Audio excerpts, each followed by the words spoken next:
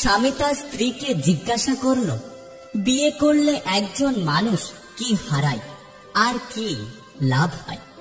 স্ত্রী মুচকি হেসে বলল, একজন পুরুষ বিয়ের পর তার একাকিত্ব, তার ছোট ছোট সিদ্ধান্ত নেওয়ার স্বাধীনতা আর চিন্তা না করে কাজ করার ক্ষমতাটা হারিয়ে ফেলে। বিনিময়ে সে তার জীবনে একজন সঙ্গী পায়, তার সন্তানের মা পায়, এমন একটা ঘর পায় যা তাকে স্থিরতা দেয়। স্বামী কিছুটা অবাক হয়ে বলল, এটুকুই? সে সুখ পায় না? হাসি মাখা মুখে স্ত্রী উত্তর দিল, সুখ আমাদের নিজেদের মধ্যেই থাকে। যদি বিয়ে মানে আমরা সুখ দুঃখ ভাগ করে নেওয়া বুঝি, তাহলে আমরা সুখী হব।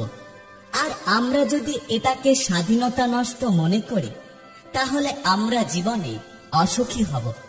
স্বামী একটু চিন্তা করে জিজ্ঞাসা করল, তুমি আমাকে বেশি ভালোবাসো নাকি আমার সন্তানদের? স্ত্রী কোনো দ্বিধা ছাড়াই উত্তর দিল, অবশ্যই বাচ্চাদের। স্বামী কৌতূহল নিয়ে জিজ্ঞাসা করল, কিন্তু কেন?